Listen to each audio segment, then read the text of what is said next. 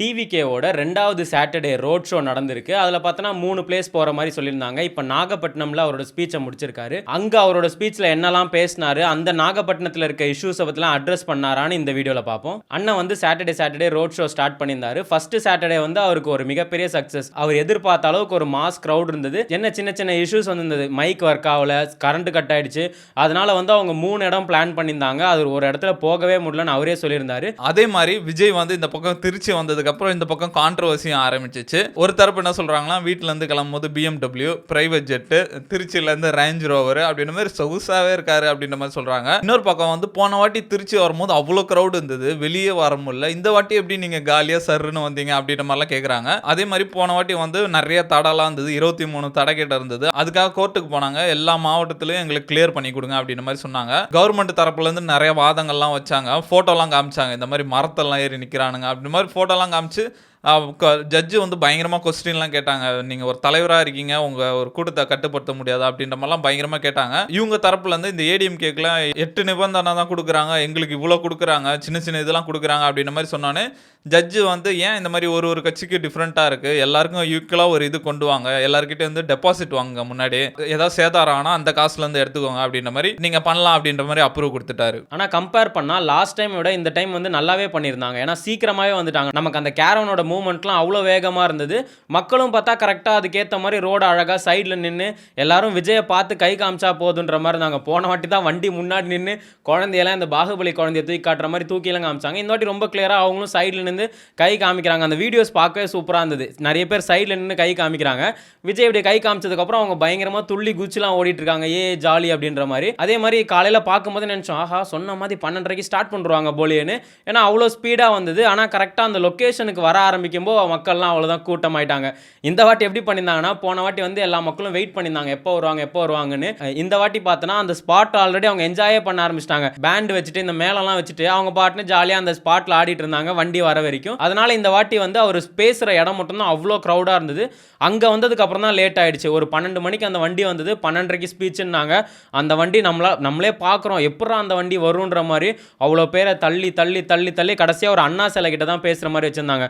அந்த வண்டி 12 மணிலேருந்து இங்கே வர்றதுக்குள்ளே 1:30 ஆயிடுச்சு. பொறுமையாக தள்ளி தள்ளி தள்ளி வந்து அதுக்கப்புறம் தான் அண்ணனோட ஸ்பீச்சே ஸ்டார்ட் ஆச்சு. ஸ்பீச் ஸ்டார்ட் ஆகிறதுக்கு முன்னாடியே பார்த்தோன்னா நிறைய பேர் மயக்கம் போட்டாங்க. அவங்களாம் அப்படியே அலேக்கா பிடிச்சி தூக்கிட்டு போயிருந்தாங்கன்னா அந்த இடம் வந்து அவ்வளோ க்ரௌடாக இருந்தது. நிறைய பேர் பார்த்தோன்னா விஜயோட பேனரே பிடிச்சி கிழிச்சிட்டு அந்த பேனர் மேலெல்லாம் ஏறி நின்றுட்டு இருந்தாங்க. ஃபர்ஸ்ட் எல்லாரையும் பார்த்துட்டு ஹாய்னு சொல்லிட்டு இந்த வாட்டி டிஃப்ரெண்ட்டாக கேட்டார். எல்லாம் எப்படி இருக்கீங்க, சாப்பிட்டீங்களான்லாம் கேட்டார். கேட்டதுக்கப்புறம் அண்ணா அவர்களுக்கு வணக்கம் அப்படின்னு அந்த சிலையை பார்த்து கேட்டார். பெரியார் அவர்களுக்கு வணக்கம்னு சொல்லிட்டு, நான் இப்போ எங்கே நிற்கிறேன் தெரியுமா, இந்த வீரம் வாஞ்ச நாகப்பட்டினம் மண்ணில் தான் நிற்கிறேன் அப்படின்ற மாதிரி அந்த நாகப்பட்டினத்தை பற்றி கொஞ்சம் பெருமையாக பேசிட்டு இருந்தார். அதுக்கப்புறம் அங்கே இருக்க மக்களெல்லாம் கவர் பண்ணுறதுக்கு நான் மீனவனோட நண்பன் விஜய் வந்திருக்கேன் அப்படின்ற மாதிரிலாம் பேசினார். அதை கேட்கும் போதே மக்கள்லாம் பயங்கர ஹாப்பி ஆயிட்டாங்க. எல்லாம் அப்படின்னு கை காமிக்க ஆரம்பிச்சிட்டாங்க. அது என்னமோ உண்மைதான் நினைக்கிறேன். ஏன்னா மீனவர் கம்யூனிட்டியில் வந்து விஜய்க்கு செம பெரிய ஃபேன் பேஸ் இருக்கு. நம்ம இங்கே இருக்க மெரினா பீச் கிட்ட அந்த மாதிரி போனாலே அங்கே ஃபுல்லாக விஜய் ஃபோட்டோலாம் இருக்கும். அப்போதுலேருந்து இந்த ஃபிஷர்மேன் கம்யூனிட்டியில் இந்த விஜய்க்கு ஃபேன்ஸ் ரொம்ப ஜாஸ்தி. அது அவர் பக்காவாக யூஸ் பண்ணிட்டாப்புல. மீனவர் நண்பர்கள் அப்படின்ற மாதிரி சொன்னார்.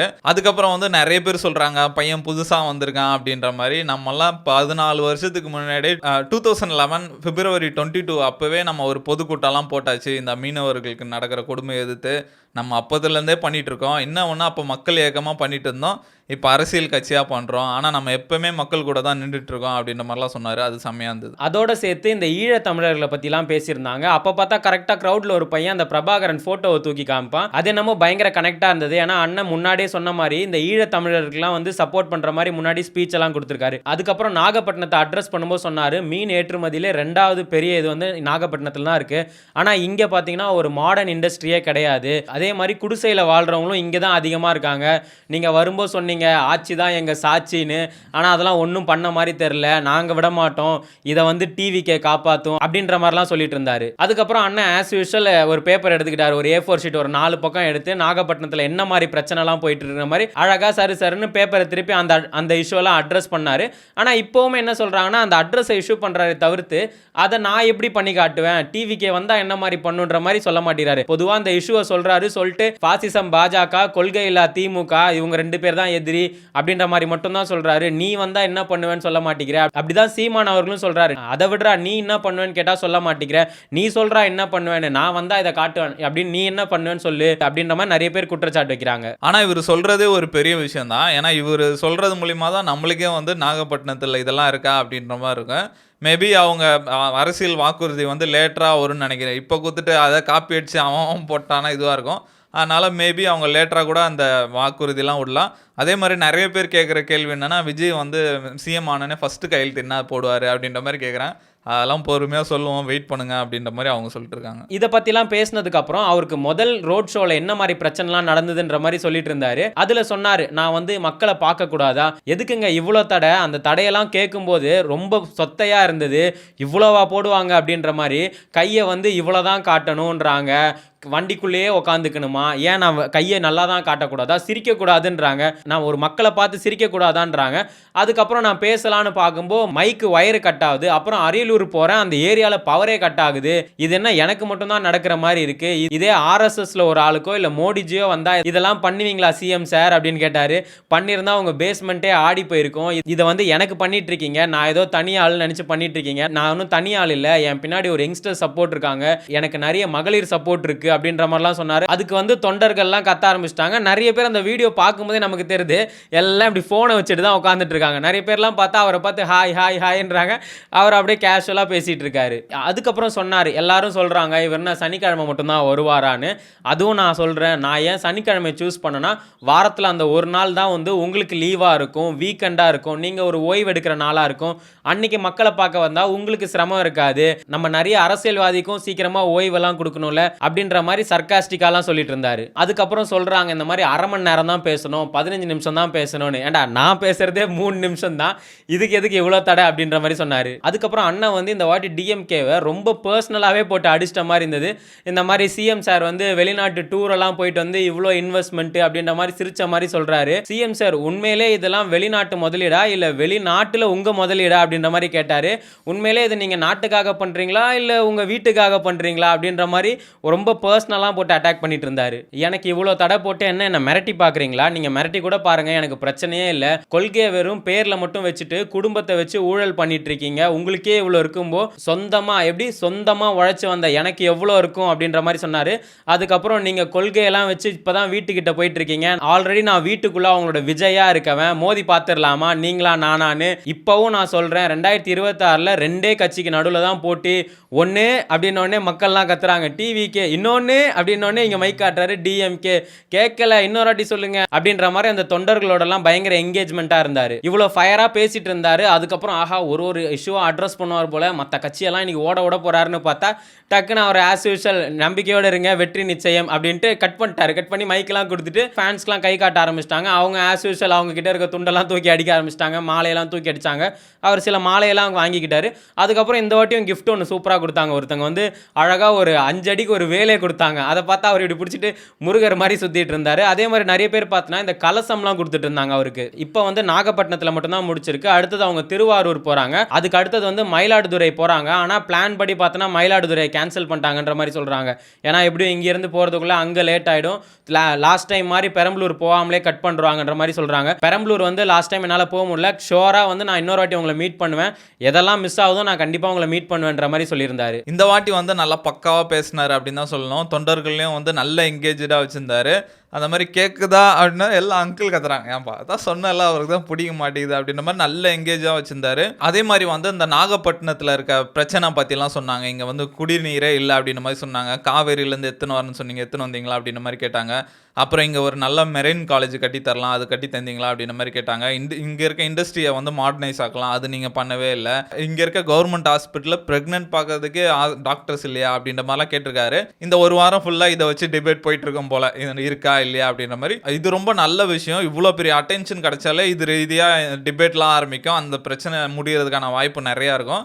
ஏதோ இவ்வளோ பெரிய அட்டென்ஷன் இருக்க ஒரு பெரிய ஆள் வந்து வரது வந்து ஒரு சூப்பரான விஷயம் தான் இந்த விஷயத்தை பொறுத்த வரைக்கும். ஒரு சாட்டர்டேலையும் அவர் கொஞ்சம் கொஞ்சமாக இம்ப்ரூவ் பண்ணிட்டு வர மாதிரி தான் இருக்குது. ஒரு சாட்டர்டே பார்த்து இதுக்கு முன்னாடி அவர் மேலே வச்ச கிரிட்டிசிசம்க்குலாம் அவரே பதில் சொல்கிறாரு. இந்த வாட்டி வந்து சாட்டர்டே ஏன் வரீங்க அப்படின்ற மாதிரி நிறையா அதை வச்சு பேசிட்டு இருந்தாங்க. இப்போ அவரே வந்து பதில் சொல்லிட்டாரு. உங்களை டிஸ்டர்ப் பண்ணக்கூடாதுன்னு தான் நான் பண்ணுறேன் அப்படின்ற மாதிரி சொன்னார். இந்த வாட்டி தான் டிஎம்கே இறங்கி அடிச்சிருக்காருன்னு சொல்லணும். டிஎம்கே வந்து அவங்களுக்கு அப்செட் ஆகுது. இவர் பண்ணுறதெல்லாம் வந்து அப்செட் ஆகுது. அது நம்மளுக்கு நல்லா தெரியுது. இப்போ டிவிகே பண்ணுறதெல்லாம் பார்த்துட்டு அவங்களும் அதே மாதிரி பண்ணுறாங்க. ரோட் ஷோ பண்ணுறது, அதே மாதிரி பெரிய மாநாடு நடத்துறது, அந்த மாதிரிலாம் நிறைய பண்ணுறாங்க. ஆனால் அது ஒர்க் அவுட் ஆக மாட்டேங்குது தான் சொல்லணும். ரீசெண்டாக நடத்தல அந்த பொதுக்கூட்டத்தில் கூட அவ்வளோவா வரவே இல்லை.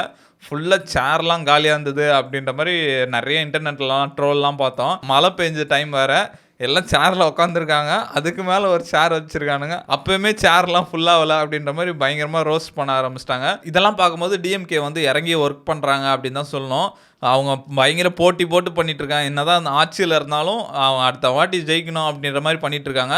இன்னொரு பக்கம் பார்த்தா இங்கே இருக்க சோஷியல் மீடியா இன்ஃப்ளூயன்சர்லாம் வச்சு மார்க்கெட்டிங் பண்ணிகிட்ருக்காங்க. இப்போ இன்டர்நெட்லாம் ஓப்பன் பண்ணாலே இப்போ ரீசெண்டாக கரூரில் நடந்த திமுக மாபெரும் எழுச்சி கூட்டம் அப்படின்ற மாதிரி அவன் போட்டுட்ருக்கான். என்ன பண்ணுறாங்கன்னா பெரிய ஏஜென்சி கான்டாக்ட் பண்ணி அந்த ஏஜென்சி கீழே நிறைய இன்ஃப்ளூயன்சர்லாம் இருக்காங்க. அவங்களெல்லாம் வச்சு இப்போ ரீல்ஸ் போட்டுட்ருக்காங்க. அந்த அளவுக்கு டிஎம்கே இறங்கி பண்ணிட்டு இருக்காங்க. ஏன்னா டிவிகேக்கு வந்து பெரிய ஐடி விங் சப்போர்ட் இருக்குது, ஐடி விங் இருக்குது. இருந்தாலும் எல்லாமே யங்ஸ்டர்ஸ்னால அவனுங்களே அழகாக ரீல்லாம் எடிட் பண்ணி ஃபுல்லாக இப்போ இன்றைக்கி 2 நாளைக்கு வந்து இந்த கூட்டமோட வீடியோஸ் தான் வந்துட்டுருக்கோம். ஆனால் திமுக வந்து அவங்க பழைய ஆளுங்க எல்லாம் திமுககாரங்க. இருந்தாலும் நம்ம சோஷியல் மீடியாவில் டார்கெட் பண்ணோம் அப்படின்ற மாதிரி அவங்க இன்ஃப்ளூயன்சர்லாம் வச்சு பண்ணிட்டு இருக்காங்க. டிஎம்கே வந்து என்ன தான் பண்ணாலும் அந்த டிவிகே மாதிரி வராதுன்னு நினைக்கிறேன். ஏன்னா இங்கே ஃபுல்லாக இருக்குது யங்ஸ்டர்ஸு. அவங்க விஜயை பார்த்தாலே வந்து எல்லாம் விஜய் மேலே பாயிறானுங்க. இது டிஎம்கே மீட்டிங்னா எல்லாம் இப்படி உட்காந்து பார்த்துட்டு இருக்கானு, எப்படா முடிப்பீங்க அப்படின்ற மாதிரி பார்த்துட்டு இருக்கானுங்க. அந்த எனர்ஜிலாம் வந்து டிவிகேக்கு தான் இருக்குது. என்ன தான் இவங்க ரோட் ஷோ பண்ணி என்ன பண்ணாலும் அதுக்கு ஈக்குவலாக இவங்களால ஃபுட்டேஜ் கொண்டு வர முடியாதுன்னு தான் நினைக்கிறேன். அதே மாதிரி அந்த இன்ஸ்டா ரீல்ஸையும் பார்த்தாலுமே, ஏன்டா இவ்வளோ இன்ஃப்ளூயன்சர்ஸை பிடிச்சிங்க, ஆளுக்கு ஒரு ஸ்கிரிப்டை கொடுத்து பண்ண வேண்டியதுனடா, என்னடா ஒரே ஸ்கிரிப்டை எல்லாரும் பேசி வச்சிருக்கானுங்கன்னு பார்த்தா அதில் அப்படி தான் சொல்கிறாங்க எல்லாரும். கரூர் டிஸ்ட்ரிக்டில் ஒரு மிகப்பெரிய சம்பவம். 1 லட்சம் சேர் உள்ளே போட்டிருந்தோம், வெளியே ஒரு 1.5 லட்சம் பேர் நிற்கிறாங்க. கொட்டுற மழையிலையும் அசையாமல் நின்று நம்ம சிஎம் சார் பேசுறதை கேட்குறாங்க அப்படின்ற மாதிரி மொத்த பேருக்கும் ஒரே ஸ்கிரிப்ட் தான் போல இருக்கு. அவன் பாணியில் பேசி வச்சிருக்கான். என்னடா இன்ஸ்டா இன்ஃப்ளூயன்சர்ஸ்லாம் இப்படி ஒரு கட்சிக்கு சார்பாக பேசுகிறானுங்களே, அந்த ரீலில் இறங்கி கமெண்ட் செக்ஷன் போகலான்னு பார்த்தா கமெண்ட் ஆஃப் பண்ணி பேசிகிட்டு இருக்கானுங்க. ஏன்டா காசை வாங்கிட்டு கமெண்ட் ஆஃப் பண்ணிட்டு எதுக்குறா ரீல்லாம் போட்டுட்டு இருக்கீங்கன்ற மாதிரி இருக்குது. விஜய்க்குலாம் பார்த்தோன்னா அவன் அவங்க வீடியோ எடுத்துகிட்டு சில பேர் ஃபோன் நோண்டிட்டு இருக்கான். என்ன பண்ணுறான்னு பார்த்தா ரீல் எடிட் பண்ணி போட்டுட்டு இருக்கான்.